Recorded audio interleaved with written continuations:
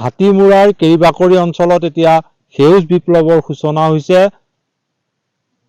ইয়াৰ বালিচাপৰিত এতিয়া বহু লোকে বিলাহী, জলকীয়া, তৰমুজ খেতি কৰি নিজে সংস্থাপিত হোৱাৰ লগতে স্থানীয় বজাৰ দখল কৰি গ্ৰাম্য অৰ্থনীতি টনকিয়াল কৰাত তেওঁলোকে আগভাগ লৈছে।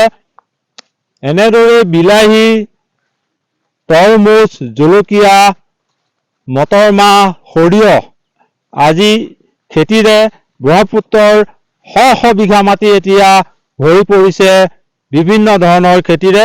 আমাৰ লগত এগৰাকী খেতিয়ক আছে। আপোনালোকে ইয়াত কি খেতি কৰিছে? আমি বিলাহী, জলকীয়া, তৰমুজ, সৰিয়হ, নহৰু, মটৰ আৰু গাজৰ এইবিলাক। উৎপাদন কেনেকুৱা? উৎপাদন যোৱা বছৰতকৈ এবাৰ বছৰৰ উৎপাদন বেছি আছে। বিলাহীৰো, জলকীয়াৰো আৰু মটৰৰো দাম কেনেকুৱা? দাম এবাৰ যথেষ্ট পৰিমাণ যোৱা বছৰতকৈ এবাৰ ভাল আহিছে বজাৰ মূল্যটো।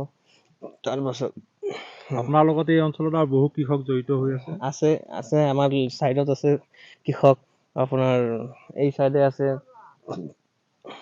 সকলোৱে কৰিছে? সকলোৱে। এনেদৰে দেখা গৈছে ব্ৰহ্মপুত্ৰৰ বালিচাপৰিত বিলাহী, সৰিয়হ, মটৰ, জলকীয়া, গাজৰ আদি কৃষিত স্থানীয় লোকসকল নিয়োজিত হৈছে। তেওঁলোকে খেতিৰ জৰিয়তে উপাৰ্জন কৰি নিজে পৰিয়াল পোহপাল দিছে। স্থানীয় বজাৰ দখল কৰি গ্ৰাম্য অৰ্থনীতি টনকিয়াল কৰিবলৈ সক্ষম হৈছে।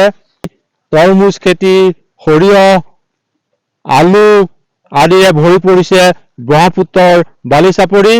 এনেদৰেই কলিয়াবৰৰ ব্ৰহ্মপুত্ৰৰ বালিচাপৰি হাতীমূৰা কৃষিভূমি বিভিন্ন তৰহৰ খেতিৰে উপচি পৰিছে।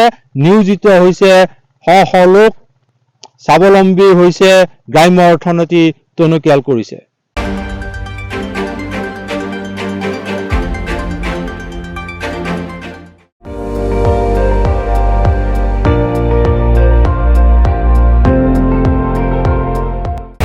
আপুনি চাই আছে ND24, সৰ্বশ্ৰেষ্ঠ নহয় সৰ্বোত্তমৰ দৌৰত।